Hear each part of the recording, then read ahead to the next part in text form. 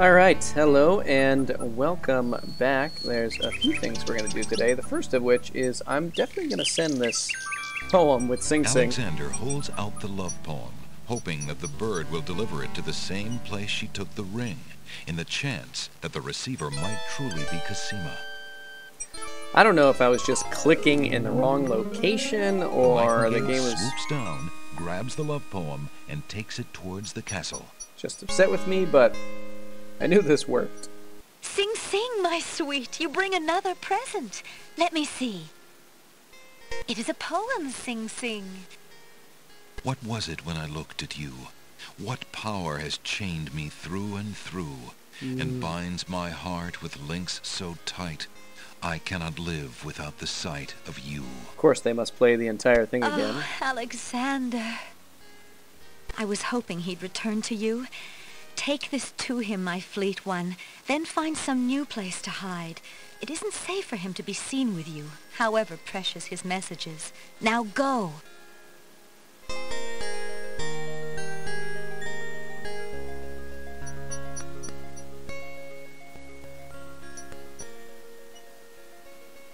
Seems we received another token in return. The little bird makes a delivery. It's a note. Dearest Alexander, I cannot believe you are here, my friend. Please, please be careful.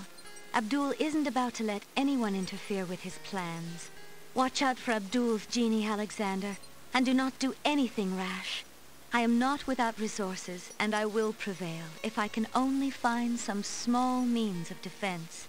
Do nothing to try to get to me. You must not be endangered again for my sake. Greatly in your family's debt, Cosima. Alexander's hand trembles as he reads the note. For the first time in his long search, he has heard her voice again, if only in writing. No words of love, only friendly concern. Friend. Is the maiden merely shy, or does she regard him only as a brother? I don't know. Maybe Alexander's going to be thrown in the friend zone. All right, so a couple of locations that we're going to go to. This actually is probably going to be a short video. Two, I think, short videos back to back before probably a long one for the full ending. Actually, it'll be quite long, I believe, but that's okay. The first place we're going to go to is the Druids island, Isle of the Mists. But before we do, I want to search our inventory.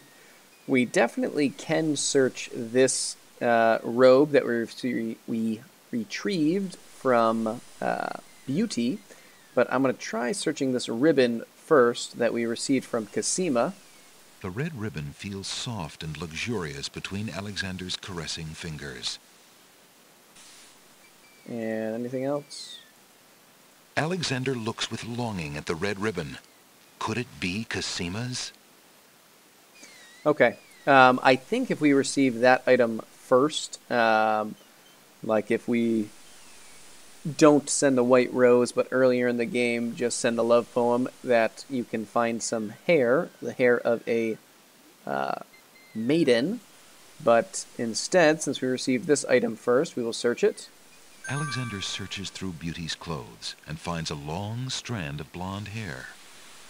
The other option is that if we do what we're going to do next, this item will be destroyed, and after that, I think, again, you can find the hair on the ribbon. But let's hop in our magic map. Alexander Head over to the Isle of the Mists. Alexander feels a strange pulling sensation.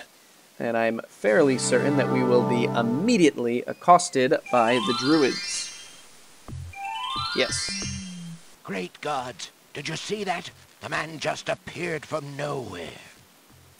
Perhaps he was sent by the spirits. I see no boat. He is an intruder, no matter how he got here. Grab him! Not again.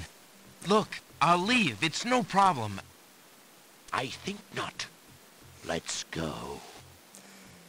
We are yet again captured, and yet again our life is on the line. Frozen at the spectacle before him. Robed figures are gathered around a bonfire. Some mystical ceremony is taking place, but as to its purpose, Alexander has no clue. We found a trespasser on the beach, Archdruid. Uh-oh. Archdruid. Now what has Alexander wandered into? This must be the foreigner we were warned about. How appropriate that he should come during our rain festival. Place him in the sacrificial cage. Rain festival, Wait! huh? I must rescue the princess! There's an ancient Druid saying, a man who would save others must first save himself. Fair. Alexander is pushed into the confining wicker cage.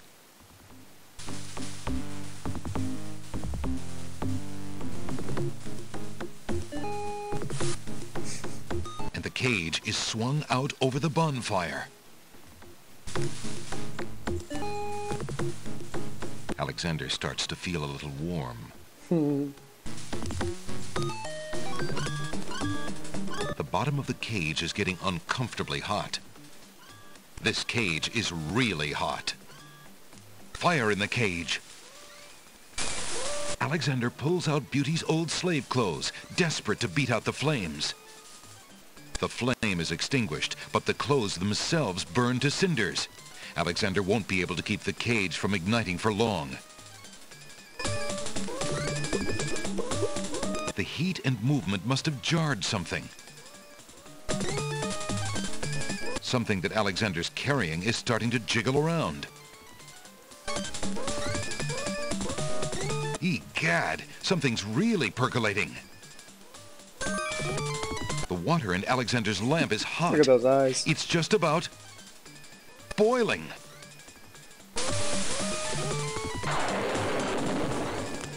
Alexander feels a drop.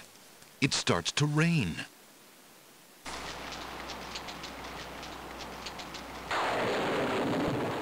That man is a powerful nature wizard. By the sacred oak, let him down!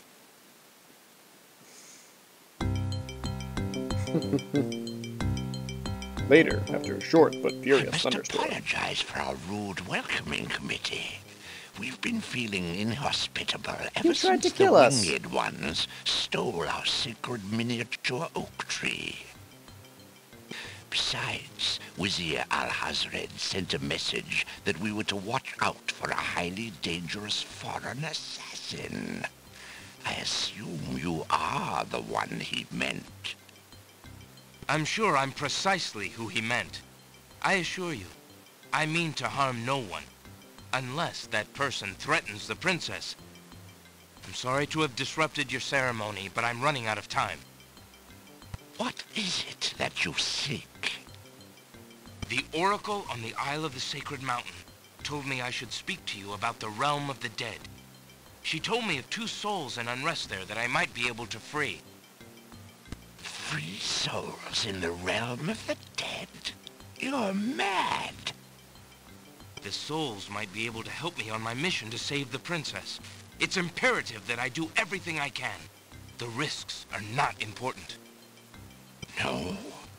And yet getting yourself killed will hardly help the princess. But I will tell you what I know.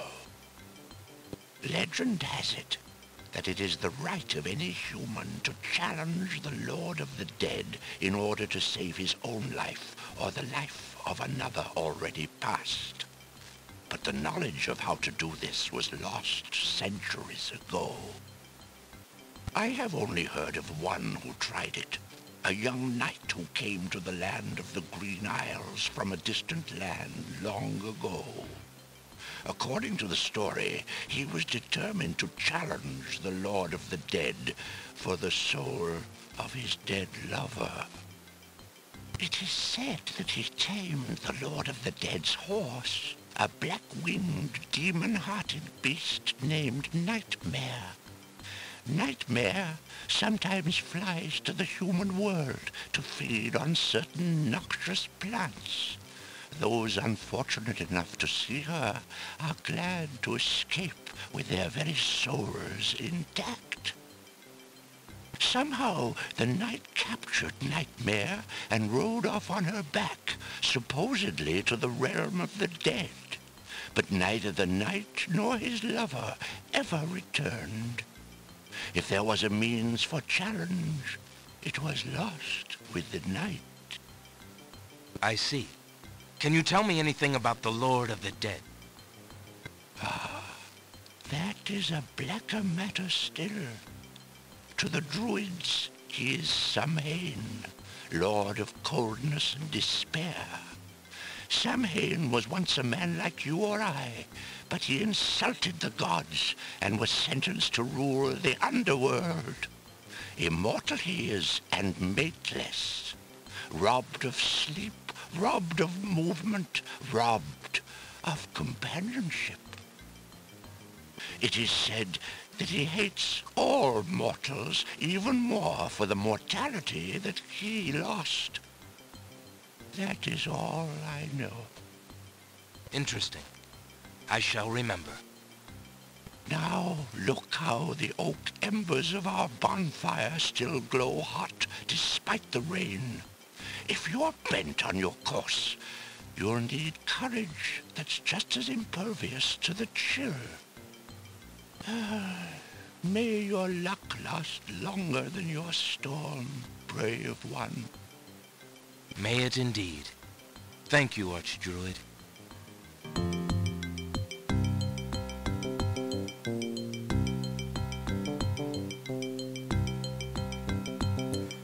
Okay, so we learned quite a few interesting things there. Some just kind of some world-building details, which are fun.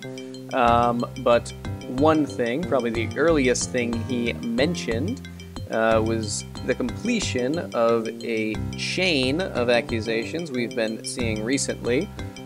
First, we have the Red King and Queen, or rather the Red and White Queen, who accused the Beast of having stolen their singing stone. Then when we spoke to the Beast told us that the Druids had stolen his coat of arms. The Druids now have told us that the Winged Ones stole their sacred tree, and the Winged Ones said that the Red and White Queen stole their golden fleece. So, seem to have stumbled upon the root of the discord among the various islands. In addition, the Druid here told us that the knight who went to challenge the Lord of the Dead did so by riding his black stallion, and that black stallion will occasionally come to the mortal world to eat noxious plants, and we just so happen to have seen a noxious plant earlier. So the question then becomes, how can we tame this beast? And if we look here... This is the first page. Oh. There we go. The Make Rain spell, of course, is what saved us there. This is why we had to have the spell prepared before showing up to this island. But we have the Charming a Creature of the Night spell. We need a skull full of hot oak embers, and we have some oak embers there. We just need to put them in the skull. We need a bit of sulfur, which we do not have, and a strand of a pure-hearted maiden's hair. Add the hair to the brimstone, and in add hair to brimstone, and brimstone skull. Okay. And then in the presence of the creature, say the spell. Now, sulfur, we have not seen any sulfur per se, but... Alexander scoops up some of the red-hot embers in the ancient human skull. If there is one gaming trend that I know, it is that when you need sulfur but do not have any, you can use a rotten egg. Alexander reaches into the fire pit and takes a lump of coal. And while we have not discovered any sulfur, we have met some characters who happen to have a rotten egg. And in particular, they have a rotten egg, but they wish they had some coal. Alexander pulls out his... So, we will travel to the Isle of Alexander Wonder feels a strain. and go and visit the Red and White Queen.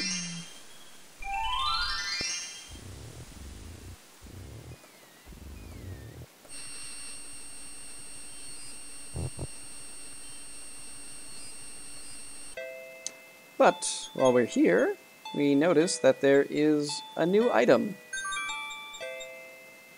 Alexander picks up the bottle. Let's take a look at what this is. The little bottle contains some sort of potion and bears a label saying, "Drink me." That's rather forward of it. Now, unfortunately, there's no real way to know this without testing it, but drinking that bottle will put one into a deep sleep similar to Romeo and Juliet that makes it appear as though the drinker has died. Which is not something we need just yet, but is something perhaps we'll be able to use to our advantage later. Your Highness may as well spend her royal time contemplating something else. The lump of coal shall be sent to the Castle of the Crown under my name, and that's all there is to it. No, it shan't. Yes, it shall.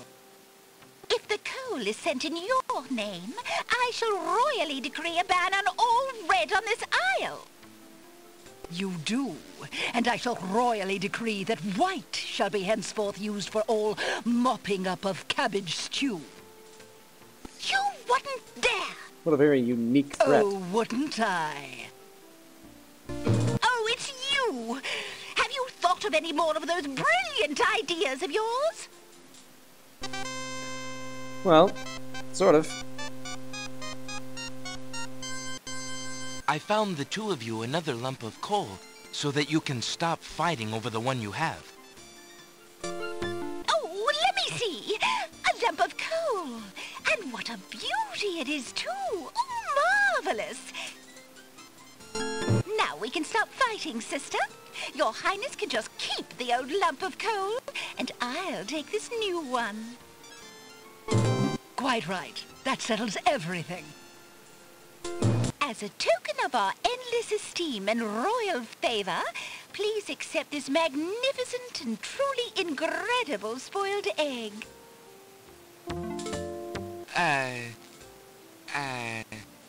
Thanks.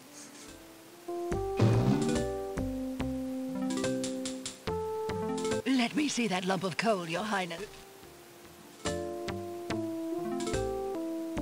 It is a beauty, isn't it? Why, it's bigger than my lump of coal. Let me have it immediately.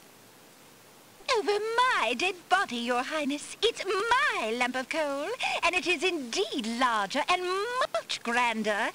Just look at that sheen. I demand you exchange with me immediately.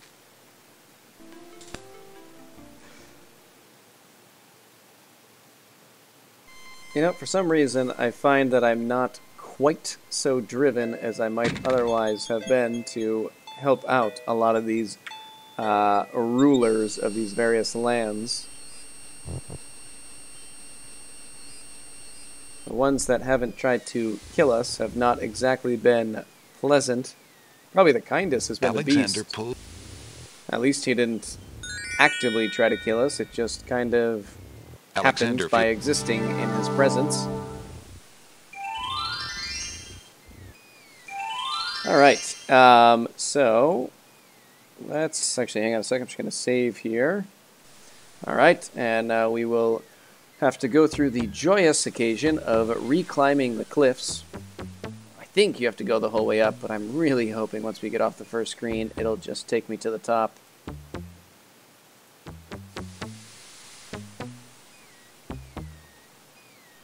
Yay! Alright. Alexander arrives at the top of the cliffs, somewhat winded after his long but uneventful climb. Very good. I believe I mentioned before, but if you had forgotten any of the items, you can now go in there. So we'll take this skull and we will add our... there's the egg. Sulfur. Alexander cracks the spoiled egg and dumps it into the skull containing the embers. The spoiled egg hisses as it makes contact with the hot embers. Zounds, the steam. Phew, the smell of sulfur. And then we will add our hair. Alexander puts the strand of hair into the skull containing the embers and the spoiled egg. And... yeah, I think I'll do this right here. This will be the last thing we do. We will now read our next spell.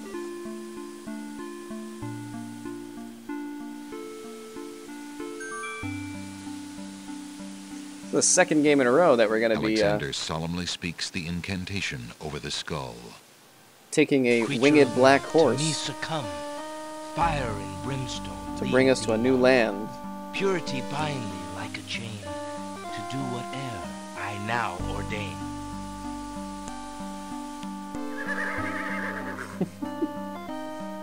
Nightmare flares her nostrils at the scent of the fire and brimstone. That's it. Come on. I need passage to your homeland, fiery one.